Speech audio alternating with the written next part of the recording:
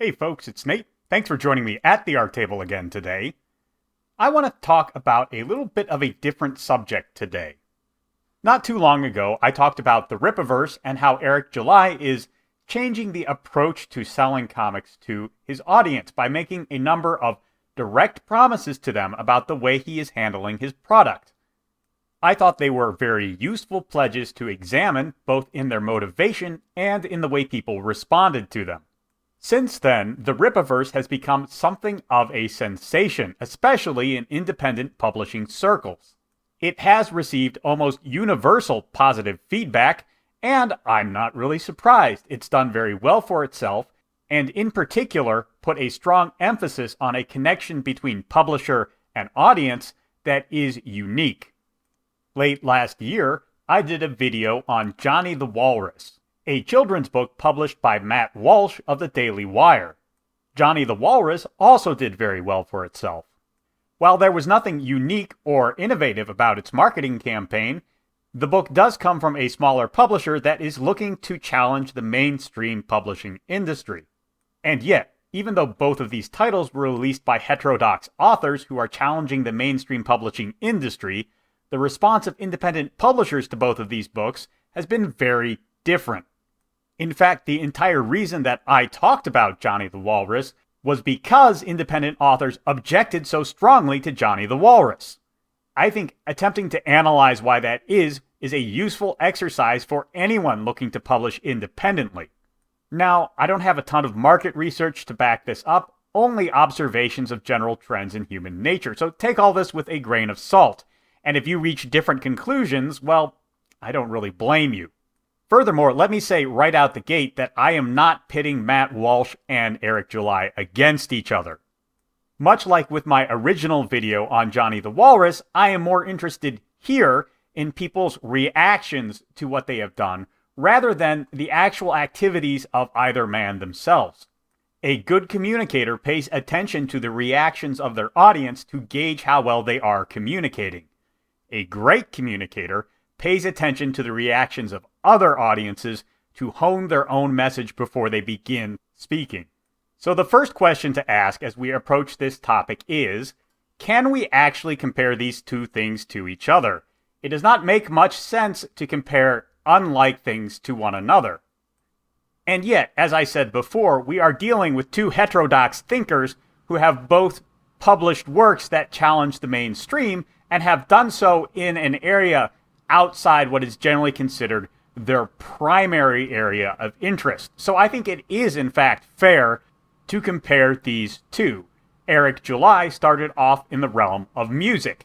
Then he ran a podcast where he talked a great deal about culture in general and comics in particular.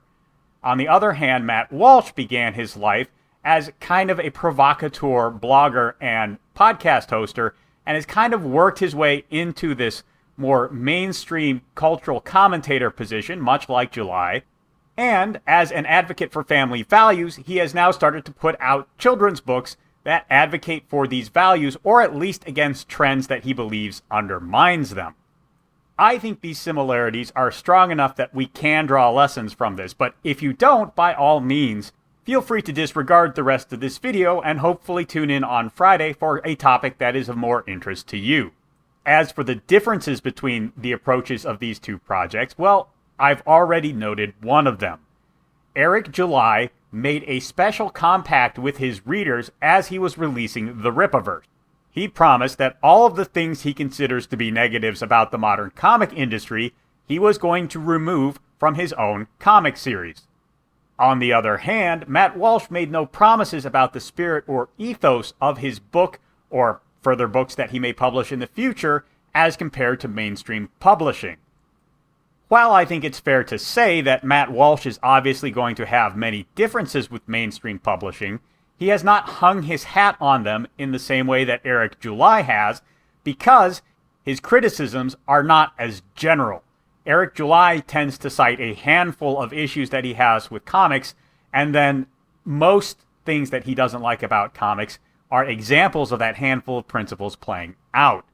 Matt Walsh, on the other hand, from what I've heard, tends to address individual issues. So rather than having a broad thesis statement, he has just released a story that addresses one of his particular issues, that being, of course, Johnny the Walrus. While that is fine for an individual author releasing a number of books on different subjects, it is in stark contrast with Eric July's attempt to build an ethos for a publishing company that other authors can then work under. Ripaverse may be the brainchild of a single man, but eventually it will also hopefully become a brand that multiple authors can work under by maintaining the ethos of the brand in their individual works. Matt Walsh is clearly not attempting to do anything of the sort. That makes his branding in many ways weaker, even though he managed to sell his own book just fine. Walsh was able to do this because he was publishing his book through the Daily Wire, the company he works for. And that brings me to the second reason I think that indies reacted in such divergent ways to these two different books. Matt Walsh presented himself as an alternative, whereas Eric July positioned himself as a challenger. As I said before, Matt Walsh is a part of the Daily Wire, a conservative media group that is stretching its influence into all parts of media. They are commenting on the news, they are commenting on sports, they are making movies, they are making kids' entertainment, they are publishing books. The Daily Wire is trying to offer an alternative source of culture for people who hate the culture we have. However, for the most part, they are not directly challenging existing media in the areas they occupy, outside of perhaps sports commentary. They are not trying to take over cable news, they are not trying to take over broadcast television, they are not trying to take over the movie theater. They simply say to their audience, if you don't like what you're getting there, come here instead. On the other hand, July is putting out actual comic books on a fairly regular schedule. His goal is not just to offer an alternative, although he does do that. His goal is to get people who currently spend money on Marvel and DC, all 5 of them that are left in the country, to switch and spend money on his product instead. He is telling the mainstream comic industry, you're doing it wrong, and I am doing it better. He does not just want the disillusioned and the disaffected, he wants to fight the existing structure and prove that his way is better. When talking about offering entertainment, the Daily Wire talks about Hollywood improving. Eric July talks about mainstream comics collapsing. These are very different attitudes that provoke very different responses from their prospective audiences. On top of that, while July is not new to the business world, while he has run many businesses before, and he is wealthy enough to invest several $100,000 into this startup, he does not have the resources of the Daily Wire, which was a multi-million-dollar business long before they dipped their toes in the entertainment industry. Everyone likes rooting for an underdog, and Eric July definitely looks like an underdog when you compare him to the amount of money in, for example, Warner Brothers and Disney, the parent companies of DC and Marvel Comics. It's much harder to portray a multimedia sensation like the Daily Wire as an underdog, even though the Daily Wire is not that big compared to the multimedia behemoths that they are trying to compete with in the entertainment industry. Being able to pull off the David versus Goliath look is going to get you a lot more street cred, especially in the indie sphere, than looking like a lion taking down a giraffe, even though that is a pretty impressive feat. And finally, I think the different response is partly because Matt Walsh put out a children's book printed on cardboard. Eric July is putting out a comic book printed on very high quality paper. I have to admit that this part really surprised me because comics have always been kind of looked down on as a medium. Even the people who make movies sneer at comics as something that will have to be elevated to the level of movies in the process of adaptation. And yet, after a couple of decades of movies based on comics, it really does look like comics have gained a lot of mainstream acceptance as a valid art form. Children's books never have.